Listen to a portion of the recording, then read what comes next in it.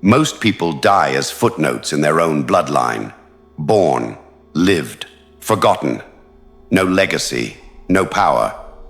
Just another name in a graveyard full of nobodies. But you're not here to be forgotten. You're here to become the greatest your bloodline has ever seen. That means abandoning comfort, betraying mediocrity, and building a life so massive, so undeniable, that generations after you either worship your name or fear it.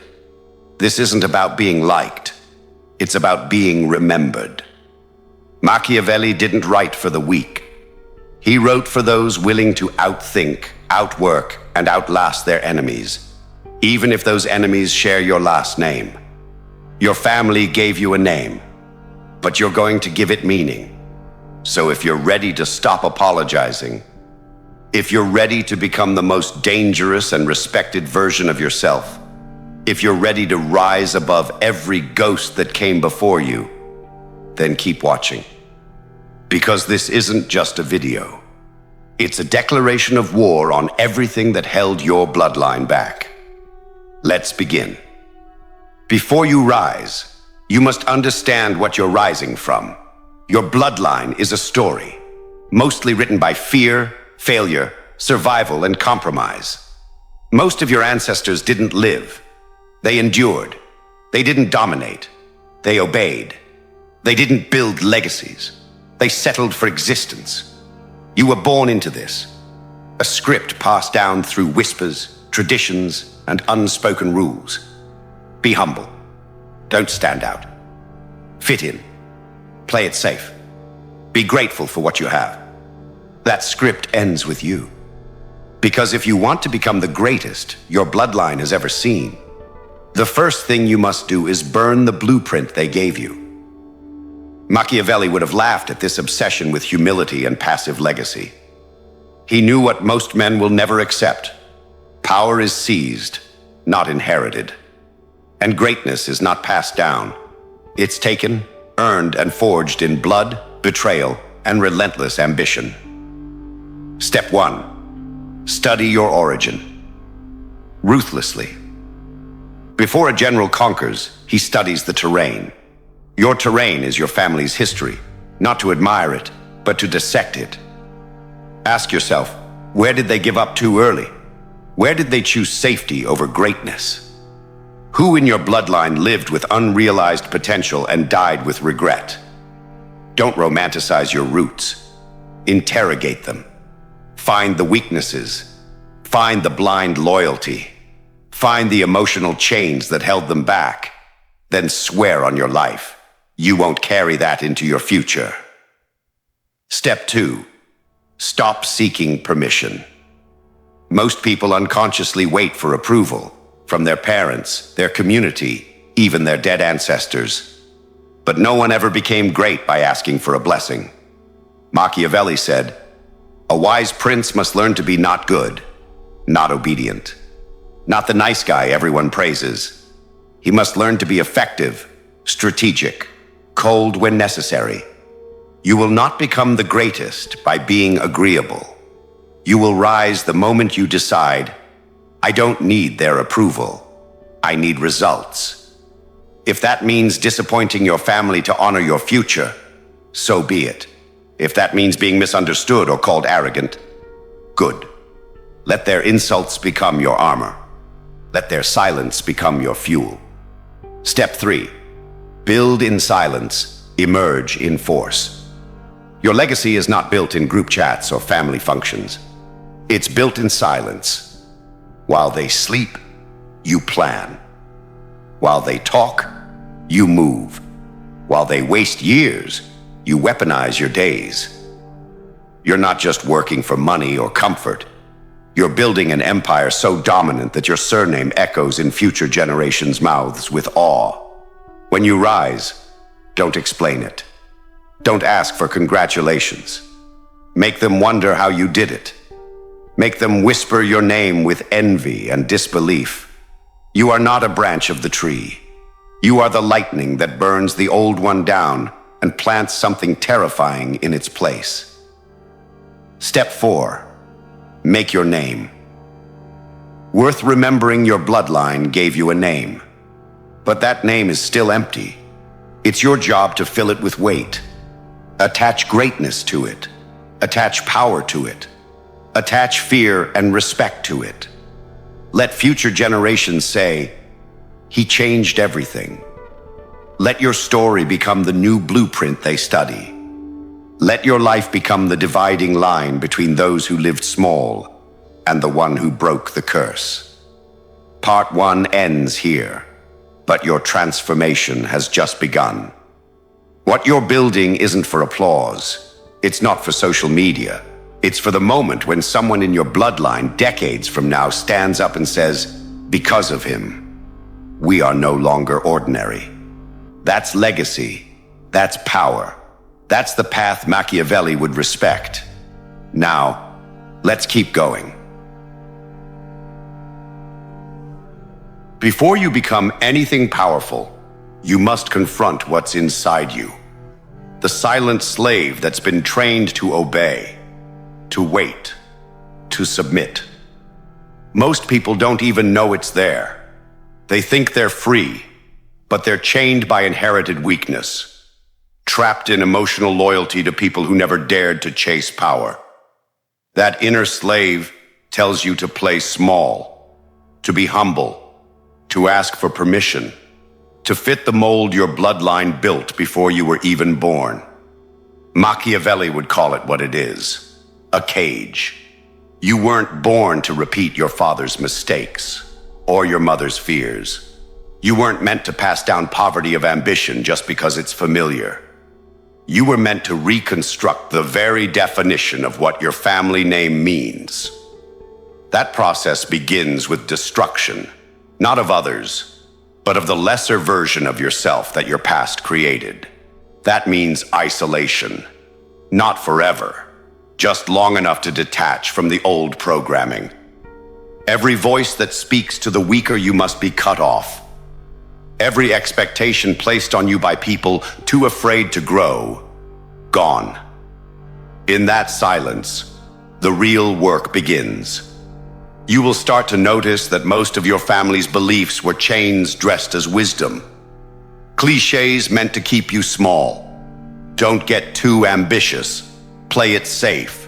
Don't forget where you come from. No, remember where you come from so you can destroy it properly. There's a violent rebirth happening now, and it demands more than effort. It demands obsession. You don't get to be great by doing enough. You get there by doing more than anyone around you thinks is necessary. While they rest, you build. While they debate, you move. While they wait for signs, you create them. You become the signal. Your family's curse wasn't laziness. It was passivity. Waiting for fortune, waiting for acceptance, waiting for someone else to light the fire. That cycle ends with you, and you will light the fire alone. Everything about you must be sharpened into a weapon. Your thoughts, your habits, your physical body. Weak men talk. Strong men build in silence. You walk into a room and change the air, not with volume, but with presence. You don't need applause. You need leverage. You don't need validation. You need power. Power over your emotions. Power over your time. Power over your name. Some people will try to pull you back. Family, friends, even lovers. They'll say you've changed.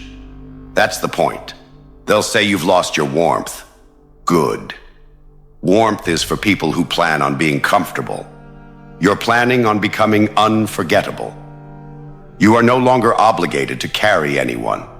The unworthy must fall away. That includes those who laugh at your discipline, who mock your focus, who feel threatened by your refusal to settle. Their time is up. Your bloodline's next chapter is not a group project. It's written by one person, and it will be signed with your name, not theirs. Let them drown in distractions. Let them rot in routine.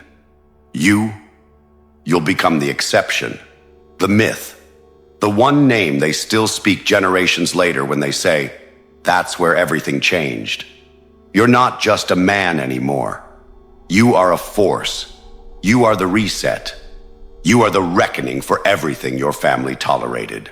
And whether they cheer or curse your name is irrelevant, because they will remember it.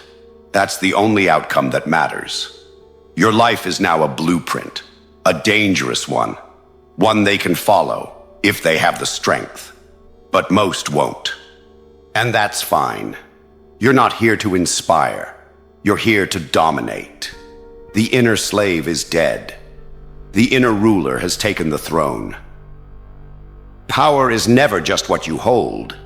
It is how others see you. Machiavelli knew that reality is shaped by perception, and perception is shaped by the one who controls the narrative. The greatest among your bloodline didn't just build empires with swords, they built empires with stories. Your name is a weapon only if it carries weight in the minds of others. If they don't believe you are unstoppable, you're just another man with dreams. To become legendary, you must first become a myth in motion. This means controlling what people think before they even meet you.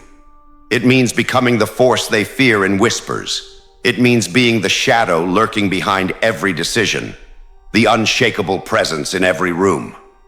You do this by crafting your image carefully, not with lies, but with selective truth. You show strength, but hide vulnerability. You reveal power, but mask your strategy. You lead with confidence, even when inside, you are calculating every move like a grandmaster playing chess. Remember, Machiavelli advised princes to appear virtuous, even if they were not. Virtue, in this sense, is a mask. The mask that hides your ambition and keeps your enemies blind. Your reputation is your kingdom's foundation. Protect it fiercely. Feed it carefully. Let rumors of your strength grow louder than reality, because sometimes the fear of what you might do is more powerful than what you actually do. Never allow yourself to be predictable. If they think they know you, they can control you. You are not a book to be read. You are a fortress to be conquered. Master silence and timing. Speak when it gives you advantage. Stay quiet when words can betray you. Make every gesture deliberate. Power is in the details most overlook. But perception alone is not enough. You must move through systems, social, professional, political, like a ghost. Invisible but deadly. Machiavelli taught rulers to use cunning and strategy to survive hostile courts. Your battlefield is no different. Whether it's in business, family, or society, you must learn to navigate power structures, to exploit weaknesses, and to build alliances that serve your vision, but never bind your freedom. Use people's ambitions against them. Let their greed and envy become your tools. Never trust blindly, but appear trustworthy. Win loyalty by giving just enough, then keep your true intentions hidden. Your bloodline's past may have been marked by open battles and obvious struggles. Your path will be subtler, smarter, and far more ruthless. Remember this: great power often requires great deception. Machiavelli never claimed virtue was necessary. What was necessary was effectiveness, the brutal ability to survive and dominate. You will have to do things your ancestors never imagined. You will have to break rules that were never meant to be broken. You will have to take risks others consider too dangerous. And yes, you will be misunderstood. You will be feared. You might even be hated. Good. Because those are the marks of greatness. Your legacy isn't written in polite conversations or warm smiles. It is carved in cold nights, hard decisions, and sacrifices no one else dares to make. It is written when you choose power over popularity, when you choose silence over explanation, when you choose the hard path over the easy lie. This is the path to becoming the greatest your bloodline has ever seen.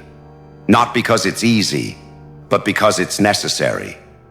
Understand this: no empire, not even the quiet ones, is built alone. You will need people, not as equals, not as friends, but as tools, as weapons, as pieces in a game you control from behind the curtain. Power today is no longer just a throne surrounded by soldiers. It is subtle. It is social. It hides in alliances, handshakes, eye contact, and conversations behind closed doors. Your war is not on a battlefield. It's in boardrooms, relationships, reputations, and hidden agendas.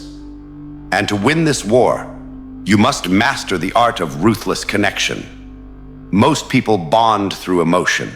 They connect through vulnerability, trust, and the illusion of honesty. You will not, because vulnerability invites control, and control once lost is never fully recovered. You will observe, you will analyze, and then, when the time is right, you will attach, not from weakness, but from strategy. Every relationship is a transaction. Every interaction a negotiation of power. Even if no one says it aloud. They want love, give them loyalty. They want validation, give them admiration. But never, never give them your core. Your inner thoughts, your real strategy. These are sacred. These are sovereign. These are locked behind 10 layers of silence. Appear warm, appear approachable, appear trustworthy.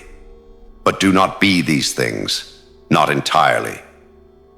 Machiavelli wrote that a prince must know how to be both man and beast. The fox, cunning and careful. The lion, feared and respected. In the realm of connection, you must be both. Charming on the surface, calculating underneath. Your mind is a blade they must never see until it's already in motion. Learn to speak in layered sentences, truths that sound whole but are incomplete. Share stories that reveal character but not intention. Smile with sincerity, but let your eyes speak another language, a darker one, a guarded one. Let people feel close, but never be close. Because closeness invites chaos. People change, people betray. And even the most loyal will turn if their hunger outweighs their gratitude. So what do? You feed that hunger, carefully. Give them what they want, but only in doses. Make your attention feel earned. Make your validation feel rare. In doing so, you become the source of their emotional survival.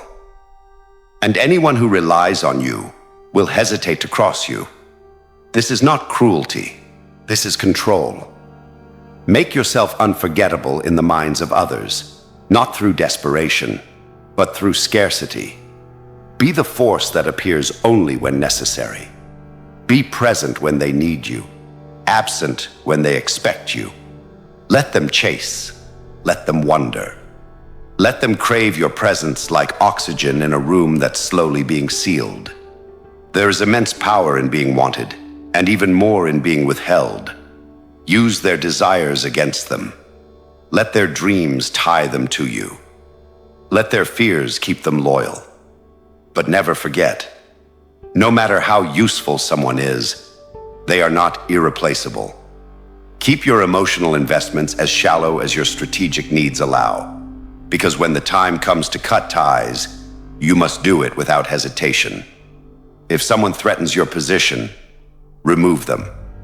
If someone begins to see through your masks, distance yourself. If someone grows powerful enough to rival you, bind them with praise, flatter them with respect, and if necessary, destroy them before they strike. This is the unspoken rule of influence. Dominate or be dominated. There is no middle ground. Machiavelli warned of flatterers, of manipulators, of hidden threats in the guise of friends. But what he didn't say outright, what he left for you to understand, is that you must become the very thing others are taught to avoid. The manipulator, the architect, the invisible hand that shapes the world without ever being blamed for its changes. That's what ruthless connection is. the ability to shape people, movements, outcomes, not through authority, but through emotional precision. People won't know why they listen to you, why they trust you, why they fear disappointing you, but they will, because you've studied them better than they've studied themselves. You've given them pieces of yourself, but never enough to trap you. You've shown them a version of you that's magnetic, untouchable, and always just out of reach. And if betrayal comes, and it will, you will not react emotionally. You will not plead. You will not scream. You will simply strike, swiftly, decisively, without guilt, because betrayal is not a question of if, but when. Most people betray not out of evil, but out of opportunity. Your job is to ensure that betraying you feels more dangerous than remaining loyal. Let every person in your orbit feel like they need you, but never let them think they own you. Because ownership breeds arrogance, and arrogance is a crack in the foundation of your empire. When the dust settles and your name is no longer called in rooms, the question becomes, what remains? Not your possessions, not the people who clapped in your presence, only the weight of your choices, only the shadow you left behind. Machiavelli knew legacy was not kindness remembered, but fear respected. The weak confuse legacy with being liked. The powerful understand legacy as being unavoidable, inescapable. Even when gone, you still dominate the room through rules you created, structures you manipulated, and minds you shaped to follow your path, even if they never knew your name. Your legacy must not be soft.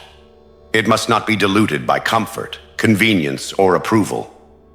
You weren't born to blend in. You were born to redesign the world around you, not with applause, but with force, with silence that moves people, with absence that feels louder than presence. You must not aim to be loved. You must aim to be remembered. This is where most people fail. They want to matter, but they also want to be liked. You cannot have both. The world does not admire the agreeable. It admires those who win, those who bend rules, those who walk into chaos and do not flinch. You are here to build something so unshakable that your enemies hesitate to even whisper your name, that your presence becomes a myth retold in lowered voices, that you haunt the decisions of cowards even from a distance. You must be the unseen force behind their restraint, their hesitations, their failures. This is what Machiavelli meant when he said it's better to be feared than loved, if you cannot be both. Because fear creates distance, respect, discipline. While love fades, fear leaves a mark. Your ancestors may have ruled through war or fame or status, but your war is internal. It's colder. It's psychological. It's fought through perception, dominance, and strategic indifference. You're not just playing the game. You're rewriting the board. You must become the figure that history cannot erase. Not because you were loud, but because you were effective. You must become so precise, so untouchable, that your methods are studied, your strategies stolen, your name spoken in reverence and resentment. And yes, you will be misunderstood. They'll call you cruel. They'll say you don't feel. They'll accuse you of being too ambitious, too cold, too calculating. Let them. They don't see what you see. They don't feel what you feel. They don't understand the burden of becoming something greater than a name. Becoming a force. They want to be remembered for being nice. You want to be remembered for changing everything. That is the difference. You are not walking the same path as them. You are walking the path of kings, of tacticians, of rulers who didn't just live. They left a blueprint behind. You must build systems that outlive you, ideas that move even when you are gone. You must mold people, culture, silence, timing, everything around you, into weapons that serve your vision. That is legacy. And what will it cost you? Everything. You will lose friends, comfort, sleep, innocence, but you will gain immortality, the kind that matters, not in the body, but in the mind of others. You will live through the fear you inspired, through the systems you created, through the empire you constructed, not with affection, but with clarity. This isn't a path for the kind-hearted. It's for the architects of destiny, for the minds that see decades ahead and are willing to pay the price to make it real. You were never meant to just pass through life. You were meant to imprint on it. Every silence you mastered, every rumor you allowed to spread, every hand you shook with eyes wide open, it all leads here, to the moment when your absence holds more weight than most people's presence, to the moment when your name is spoken not just with memory, but with tension. Let them wonder how you did it. Let them question how you never cracked. Let them say you were too extreme, because mediocrity always attacks greatness it cannot understand. And when the world finally asks who you were, let there be silence. Not because there's nothing to say, but because there's too much to say. Your legend is not something they can describe. It will be told in fear, respect, discipline. It will be felt in the systems you created, in the loyalty you commanded. They won't talk about your kindness. They'll talk about your sharpness, your ability to move without emotion, to lead without apology, to dominate without making a sound. That is what they'll remember.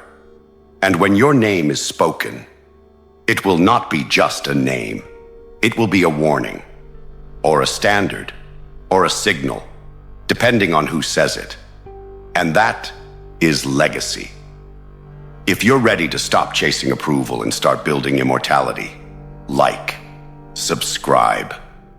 Share this only with those who walk the same path. Because power isn't about now, it's about forever.